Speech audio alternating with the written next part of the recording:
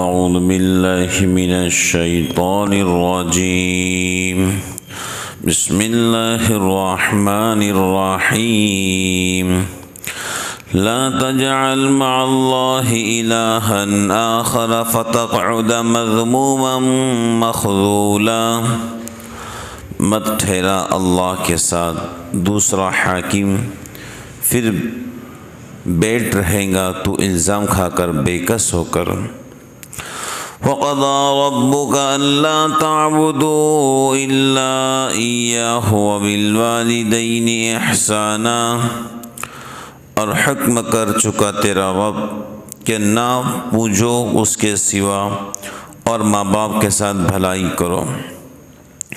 إِمَّا يَبْلُغَنَّ عِندَكَ الْكِبَرَ أَحَدُهُمَا أَوْ كِلَاهُمَا فَلَا تَقُل لَّهُمَا أُفٍّ وَلَا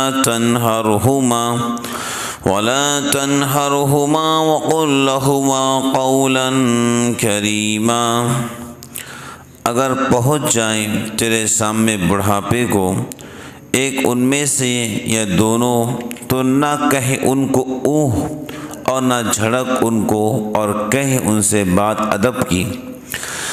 وَاخْفِضْ لَهُمَا جَنَاحَ الذُّلِّ مِنَ الرَّحْمَةِ وَقُلْ رَبِّ ارْحَمْهُمَا كَمَا رَبَّيَانِي صَغِيرًا، اور جھکا دے ان کے آگے کندھے عاجزی کر کر نیاز مندی سے، اور کہے اے رب ان پر رحم کر جیسا پالا انہوں نے مجھ کو چھوٹا سا۔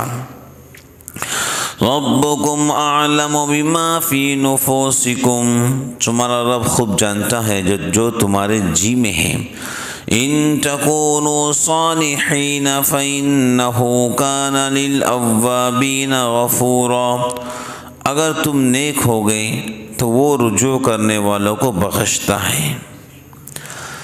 محترم بزرگان دین، سابقہ آیات میں قبول اعمال کے لیے چند شرائط کا بیان آیا ہے۔ میں نے کل تفسیر کی تھی الحمدللہ کہ اعمال قبول کیسے ہوتے ہیں، تو اس میں چند باتیں بتلائی گئی تھی کہ ایمان والا ہونا شرط ہے، اور نمبر 2 نیت صاف ہو اور اخلاص سے اللہ کے واسطے کرنے والا ہو۔ آج کے تفسیر میں انشاءاللہ یہ بات سامنے آئیں گی کہ عمل مقبول وہی ہو سکتا ہے جو ایمان کے ساتھ میں ہو اور شریعت و سنت کے مطابق ہو۔ ان آیات میں ایسے خاص اعمال کی ہدایت کی گئی ہے جو شریعت کے بتلائے ہوئے احکام ہیں، ان کی تعمیل آخرت کی فلاح اور ان کے خلاف ورزی آخرت کی ہلاکت کا سبب ہے۔ اور چونکہ شرائط مذکورہ میں سب سے اہم شرط ایمان کی ہے، اس لیے سب سے پہلا حکم بھی توحید کا بیان فرمایا، اس کے بعد حقوق العباد سے متعلقہ احکام ہیں۔ جی، اعمال قبول ہونے میں پہلی شرط ہے کہ ایمان کا ہونا، اب اس کے ساتھ ساتھ توحید یعنی اللہ ایک ہے، پھر ماں باپ کے احکام، ماں باپ کے حقوق کے متعلق بیان ہے۔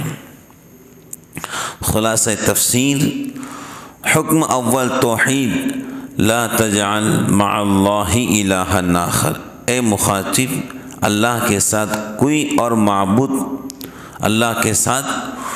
اور معبود تجویز نہ کر، یعنی اللہ کے ساتھ تو شرک مت کر، کسی اور کو خدا کے سامنے مت پکار، بجوز اس معبود برحق کے کسی کی عبادت مت کر۔ یہ صحیح آخرت کے طریقے کی تفصیل ہے۔ دیکھو، اللہ کے سوا ہم نے کسی کی عبادت نہیں کرنا ہے، بات سمجھ گئے؟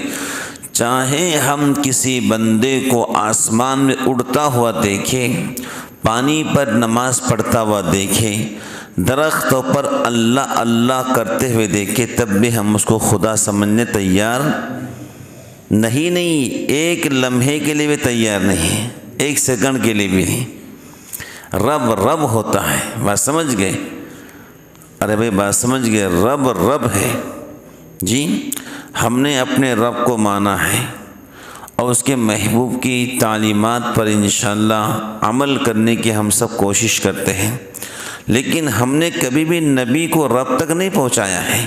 نبی نبی ہوتے ہیں، رب رب ہوتا ہے، اور اللہ صرف اکیلے ہیں۔ بات سمجھ گئے؟ اللہ کے علاوہ کوئی معبود نہیں ہے۔ حضرات صحابہ کرام ایران کے رہنے والے تھے، کچھ روم کے رہنے والے تھے، کچھ شام کے رہنے والے تھے۔ انہوں نے دیکھا کہ وہاں کے چھوٹے اپنے بڑوں کو سجدہ کرتے ہیں۔ کیا کرتے ہیں؟ جیسا ہم لوگ مصافحہ کرتے ہیں نا، یا سلام کرتے ہیں یا گلے ملتے ہیں، تو وہاں ایک طریقہ تھا، چھوٹے بڑوں کو تعظیماً سجدہ کیا کرتے تھے عزت کے ساتھ میں۔ تو حضرات صحابہ نے کہا حضرت ہم بھی آپ کو کرنا چاہتے ہیں، آپ ہمارے بڑے ہیں۔ حضور نے کہا میری شریعت میں سجدہ صرف اللہ کو ہوگا، اس کے علاوہ کسی کو، اور پھر کہا میری قبر کو سجدے گاہ مت بنانا۔ تو یہ بات سمجھ میں نہیں آتی کیسے مسلمان ہیں آج کے، جو بات سمجھ گئے۔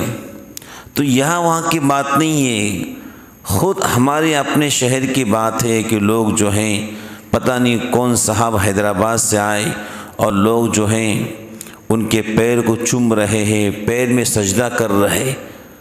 ان کو اتنا بھی نہیں سمجھتا ہے کہ صرف اللہ کے واسطے ہے۔ ٹھیک ہے، وہ جانتے ہیں اگر ہم یہ کرنے نہیں دیں گے تو ہماری دنیا چلیں گی کیسی، تو ان کو دنیا مبارک ہو۔ بات سمجھ گئے؟ اس بات کو یاد رکھو، کتنا بھی بڑا پیر ہو، آسمان سے آ جائے ہمارے سامنے، ہم اس کو سلام مصافحہ اور گلے مل سکتے ہیں، سجدہ کبھی بھی نہیں کر سکتے ہیں۔ ہاں یہ اور بات ہے، ہمارے زندگی میں کوئی خاص عمل نہیں ہے، لیکن ایک چیز ہے کہ ہمارے ماتھا اللہ کے علاوہ آج تک کہیں ٹکا نہیں ہے۔ یہ اور بات ہو سکتی ہے ہم گنہگار ہیں، جی ہم سیاہکار ہو سکتے ہیں، ہم نماز میں سستی کاہلی کرنے والے ہو سکتے، اللہ معاف کر، لیکن ہم نے سجدہ اللہ کے علاوہ کبھی کسی کو نہیں کیا ہے۔ یہ تو الحمدللہ ایک ایسی چیز ہمارے پاس ہے، امید ہے کہ رب ہماری مغفرت کرے۔ بات سمجھ گئے؟ ہم نے آج تک سجدہ، ہم پیر کو پیر کی جگہ جانتے ہیں، نبی کو نبی کا مقام، رب کو رب کا مقام۔ تو بزرگان دین اس بات کو اب اچھی طرح جان لیں، سجدہ صرف اللہ کو ہوگا۔ بولو، جب حضور نے اپنے واسطے منع کر دیا تو آج کے کون ہو گئے؟ جی اللہ کے محبوب نے خود اپنے واسطے منع کر دیا کہ میری امتیں بالکل جائز نہیں ہیں، چاہے تعظیماً ہو کہ عزتاً ہو، کچھ بھی ہو، یہ سب اسلام میں بولو کیا ہے؟ حرام ہے۔ یہی سے چور دروازے کھلتے ہیں، کیا کھلتے بولو؟ چور دروازے یہی سے کھلتے ہیں۔ اس واسطے بزرگان دین قرآن پاک کی تفسیر کا فائدہ یہ ہوتا ہے کہ بولنے والے سننے والے کے دل میں اللہ کی محبت بڑھ جاتی ہے۔ میں نے قرآن پاک کی تفسیر میں سالوں سے کر رہا ہوں، ایک بات میں نے اس میں بہت غور کیا ہو کہ ہر 2 آیت کے بعد، ایک صفحے کے بعد اللہ فوراً یہ پیغام لاتے ہیں کہ میرے علاوہ کسی کو مت مانو۔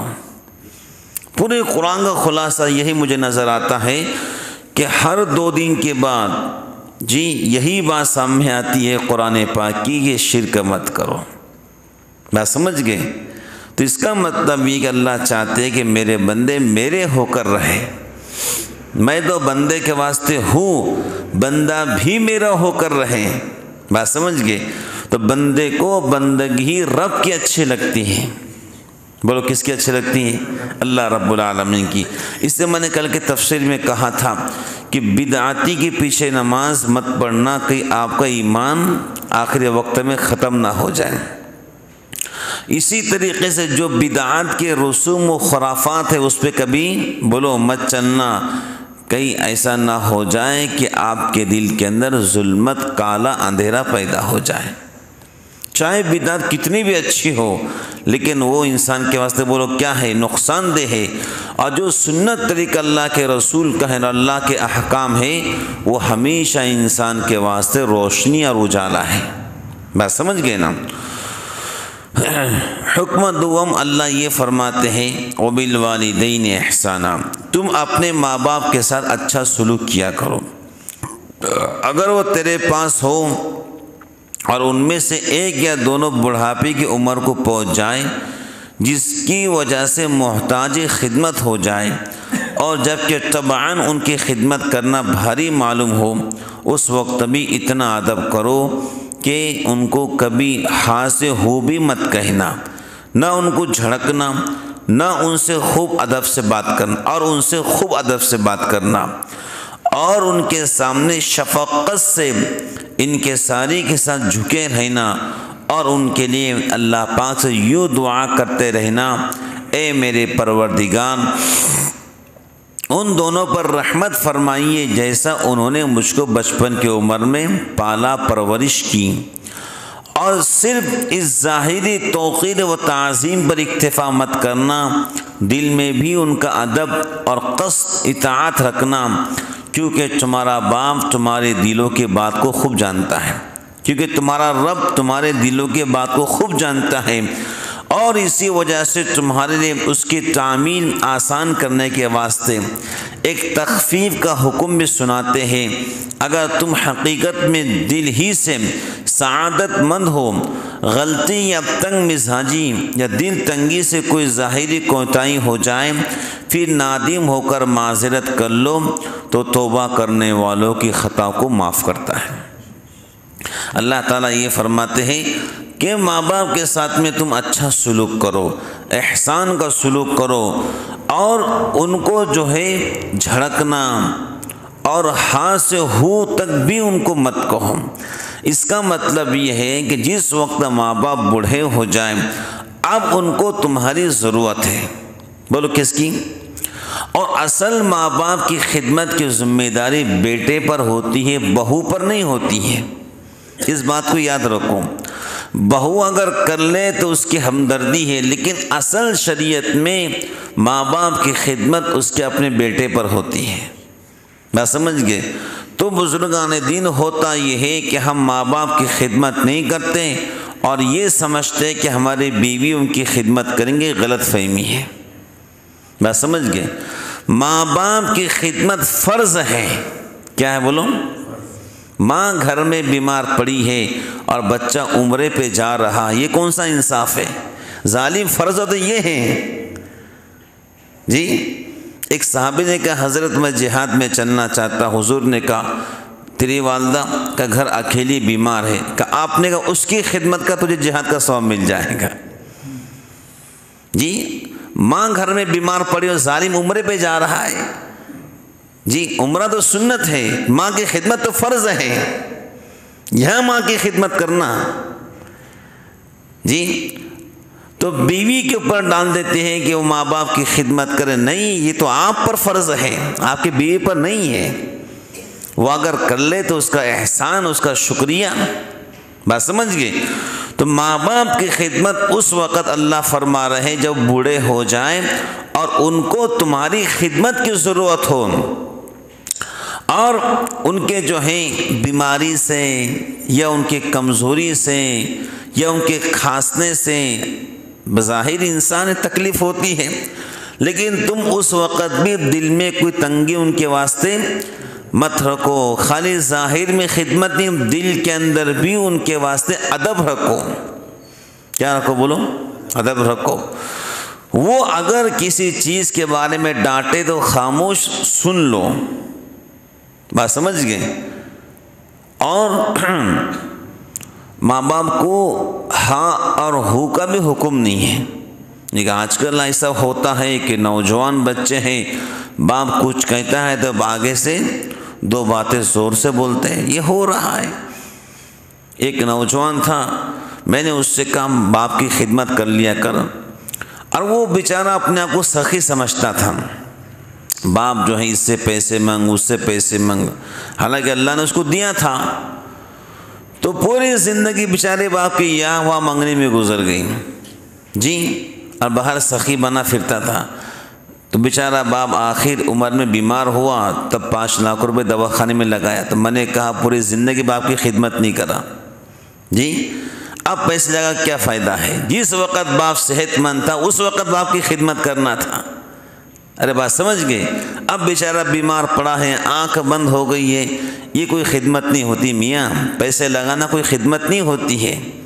اصل ہے خدمت ان کی حیاتی کے اندر، بولو کب؟ جب وہ زندہ ہے، وہ کھا سکتے ہیں، پی سکتے ہیں، اور وہ زندگی کے باغ و بہار دیکھ سکتے، اس وقت ان کی خدمت صحیح ہے۔ اس وقت خدمت کرتے رہو، بیمار ہو جائے اور خدمت کرو، آپ کو انشاءاللہ دنیا میں ہی اللہ جنت دے دیں گا۔ بات سمجھ گئے؟ اس واسطے بزرگان دین اس بات کی کوشش کرنا چاہیے کہ ہم اپنے ماں باپ کی خدمت کریں، حتی الامکان کوشش کریں کہ ان کا ادب کریں، بلکہ اگر وہ ڈانٹ بھی دے تب بھی ان کی عزت میں کمی نہ آنے دے، اور اگر جہالت کے اندر غلطی ہو جائے، بات سمجھ گئے، ماں باپ کو بات سنا دے اور اٹھا کے کچھ بھی بول دیے تو اللہ سے توبہ کر لو، اللہ معاف کرنے والے ہیں۔ بات سمجھ گئے؟ تو یہ مت کہو کہ ماں باپ میرے اندر رہتے ہیں، یہ کہو کہ میں ماں باپ کے اندر رہتا ہوں۔ اسے کہتے ہیں انسانیت۔ انسانیت مسجد میں نظر نہیں آتی ہے، یہاں تو سب فرشتے بن جاتے ہیں۔ انسانیت اپنے گھر کے اندر ہے۔ بولو کہاں ہے؟ بھئی مسجد کے اندر ہم سب فرشتے بن جاتے ہیں، اصل انسانیت اپنے گھر کے اندر، اپنے محلے کے اندر ہے۔ ہم گھر میں کیسا رہتے ہیں؟ جی حضرت مولانا تھانوی رحمۃ اللہ علیہ کہتے، جب میں خلافت دینے لگتا ہوں تو دل چاہتا ہے کہ اس کی بیوی سے پوچھو گھر میں کیسا رہتا ہے۔ اصل ہے گھر کیا ہے؟ بولو، اس کی بیوی سے پوچھو پردے کے آڑ سے گھر میں اس کا معاملہ کیسا ہے؟ میرے سامنے تو بڑا صوفی صافی بنا پھر رہا ہے، گھر میں کیسا ہے؟ بعض لوگ باہر بڑے فرشتے بنتے، اللہ حفاظت فرمائے، لیکن گھر جا کر اتنے بڑے بدماش بن جاتے ہیں، بیوی کے ساتھ میں، ماں کے ساتھ میں، باپ کے ساتھ میں۔ اللہ تعالیٰ حفاظت فرمائے۔ جس طرح نماز فرض ہے ایسے ماں باپ کی خدمت فرض ہے۔ میرے حضور نے کہا تو صبح اٹھ ماں باپ کو محبت کی نگاہ سے دیکھ، اللہ تجھے عمرے کا ثواب عطا فرمائے گا۔ تو صحابی نے سوال کیا، حضرت ایک بار دیکھوں گا عمرے کا ثواب ملے گا، اگر میں بار بار دیکھتا رہا، حضور نے کہا بار بار دیکھ، اللہ بار بار عمرے کا ثواب عطا فرمائے گا، اور اللہ غفور الرحیم ہے۔ ماں باپ کے چہرے کو دیکھنے کو عمرے کا ثواب لکھا گیا ہے۔ کیا لکھا گیا بولو؟ عمرہ کسے کہتے ہیں؟ میرے حضور کہتے ہیں عمرہ کرو اللہ تمہاری مغفرت کرے گا۔ آج تم ماں باپ کو محبت بھری نگاہ سے دیکھو، اللہ عمرے کا ثواب دیں گا۔ جی باپ ایسی گھر کی چھت ہے بزرگان دین، وہ اگر ہیں تو ان کی قدر کر لو، ان کے تجربات سے فائدہ حاصل کرو، انشاءاللہ آپ کو کسی کے سامنے محتاج بننے کی ضرورت نہیں پڑیں گی۔ باپ ایسی گھر کی چھت ہیں جو اپنے گھر میں کبھی بھی آفت اور مصیبت کو آنے نہیں دیتا۔ ان کی دعائیں، میرے حضور کہتے باپ کی دعا قبول ہوتی ہے، ماں کی بھی قبول ہوتی ہے۔ بات سمجھ گئے؟ تو بچوں کو چاہیے ماں باپ سے دعائیں کروائیں۔ لیکن دیکھو مسئلہ کیا ہے، ہمارے نوجوان بھائی بہت پیارے ہیں، لیکن اگر وہ قرآن کی تفسیر کے اندر بیٹھیں گے تو روز ان کو نئی باتیں معلوم پڑیں گی، تو انشاءاللہ وہ عمل کرنے والے بنیں گے۔ تو جو انسان سنتا ہے یا بولتا ہے تو اس راستے پر چلتا بھی ہے۔ یہ پرابلم یہ ہے کہ ہمارے نوجوان بھائی اس وقت میں ماشاءاللہ آرام کرتے ہیں۔ بات سمجھ گئے؟ وہ اگر یہ سب باتیں سنیں گے تو انشاءاللہ عمل کرنے والے بنیں گے۔ آپ کو گلی کے اندر کسی بوڑھے کے ہاتھ میں تھیلی نظر نہیں آئیں گی، وہ خود سامان اٹھائیں گے، وہ جانیں گے یہ ہمارا باپ ہے۔ ابھی ان کے ہاتھ میں تھیلی اچھی نہیں لگتی، بوڑھے ہو چکے ہیں، ابھی صرف اور صرف ان کے ہاتھ میں تسبیح اچھی لگتی ہے، یہ قرآن کریم اچھا لگتا ہے۔ بات سمجھ گئے؟ ماں باپ کی خدمت ایسی بڑی نعمت ہے، جس کو مل گئی تو سمجھ لو اس کو دنیا بھی سنور گئی، آخرت بھی سنور گئی۔ حضور کہتے ہیں ماں باپ ملے تو جنت کما لو، ماں باپ ملے اگر تم نے جنت کو نہیں کمایا ان کی خدمت کر کے تو یقیناً آپ جہنم کے مستحق بن جاؤ گے۔ میرے حضور کہتے سب سے بہترین اولاد وہ ہے ماں باپ کے مرنے کے بعد ان کو ایصال ثواب کرے۔ کیا کرے بولو؟ ہاں ہم ہر نماز کے بعد جس وقت آپ کو وقت ملتا ہے ضرور سورہ اخلاص پڑھ کر ان کی روح کو ثواب پہنچائیں۔ یہ ان کا آپ کے اوپر احسان ہے کہ آپ نے پہنچانا چاہیے۔ جس وقت ہم چھوٹے تھے، وہ تھے کہ نہیں تھے بھائی، ہر انسان چاہے بزرگ بھی ہو پہلے چھوٹا ہی ہوتا ہے، بچہ پھر چھوٹا پھر جوان ہوتا ہے پھر بزرگ بنتا ہے۔ تو جس وقت ہم چھوٹے تھے محترم بزرگان دین انہوں نے ہم کو پالا پوسا، ہماری اچھی تربیت کی، جی خود نہیں کھایا ہمیں کھلایا، ایسے ہی نا خود ماں گیلے میں سوئی ہمیں سکے میں سلایا۔ آج ہم بڑے ہو گئے ان کی دعاؤں سے اور اللہ کے فضل سے، آج ان کو ہماری ضرورت ہے۔ بات سمجھ گئے؟ تو بڑھاپا بھی بچپن کی طرح ہوتا ہے۔ بولو کیسے ہوتا ہے؟ بچپن اور بچپن ایک ہی ہوتا ہے۔ بعض وقت والدین بوڑھے ہو جاتے، دماغ کمزور ہو جاتا ہے، تو ایسی اول فول باتیں کرنا شروع کرتے جو انسان کو ناگوار گزرتے ہیں۔ بعض بوڑھے بیچارے ایسے ہوتے ہیں جو ہواؤں کو بھی گالیاں دیتے ہیں، چلتی ہوا کو، تو دماغ ہے بڑھاپے کے اندر کمزور ہو جاتا ہے، فکروں سے، ٹینشن سے، غم سے۔ تو بعض وقت میں ان کی زبان سے ایسے الفاظ نکلتے ہیں جو بیٹے کے لیے جو ہے شرمندہ ہوتے ہیں، لیکن اس کو برداشت کرنا ہے۔ بولو کیا کرنا ہے؟ برداشت کرنا ہے۔ خیر میرا باپ ہے، بولنے دو، کیا فرق پڑ رہا ہے؟ عزت ذلت کا مالک تو اللہ ہے۔ جی ایسا بھی ہوتا ہے کہ والدین شکایت کرتے پھرتے ہیں بچے کے بارے میں، اب ان کو سوال مت کرو آپ شکایت کیوں کر رہے ہیں، خدمت کرتے رہو۔ عزت اور ذلت کا مالک اللہ، اللہ سب جانتا کون کیسا ہے۔ جی اگر اللہ آپ کو عزت دینا چاہے تو کوئی آپ کو ذلیل بولو نہیں کر سکتا ہے، اور اللہ اگر آپ کو رسوا کرنا چاہے کوئی آپ کو عزت بولو نہ نہیں دے سکتا ہے۔ ماں باپ کی خدمت کرتے رہیے۔ ہم چھوٹے تھے پالا پوسا، آج وہ بوڑھے ہو گئے ہیں، آج ان کو ہماری ضرورت ہے۔ ایسی خدمت کریں، ایسی خدمت کریں، خود بخود ان کے زبان سے ہمارے حق میں دعائیں نکلیں۔ بات سمجھ گئی؟ ان کی ہر چیز کا خیال رکھیں۔ بعض وقت ایسا ہوتا ہے بیٹا بڑی خدمت کرتا ہے لیکن ماں باپ اس کو چاہتے ہیں جو خدمت نہیں کرتا ہے۔ ٹھیک ہے، ماں باپ ہیں، کوئی مسئلہ نہیں، لیکن آپ اپنا فرض کام کرتے رہیے۔ بیٹا خدمت بہت کرتا ہے لیکن ماں باپ بیٹی کو بہت چاہتے ہیں، لیکن آپ اپنا کام کرتے رہیے۔ وہ جس کو چاہے ان کی مرضی، اللہ آپ کو چاہے گا انشاءاللہ۔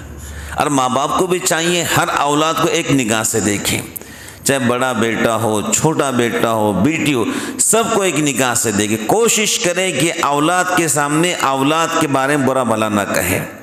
دیکھنے میں آتا ہے باپ ہے اور چھوٹے بیٹے کے سامنے بڑے بیٹے کو برا بھلا کہتا ہے، اور بڑے بیٹے کے سامنے چھوٹے بیٹے کو برا بھلا، تب بھی ہم برا نہ مانیں، ہمارا باپ ہے چھوڑ دو۔ بات سمجھ گئے؟ تو اللہ تعالیٰ نے بزرگان دین قرآن پاک کی یہ آیتیں ارشاد فرمائیں کہ توحید شرک مت کرو اور ماں باپ کے ساتھ میں اچھا سلوک کرو۔ جو کچھ کہا گیا اللہ ہم سب کو عمل کی توفیق عطا فرمائے۔ آمین۔ وآخر دعوانا الحمد للہ رب العالمین۔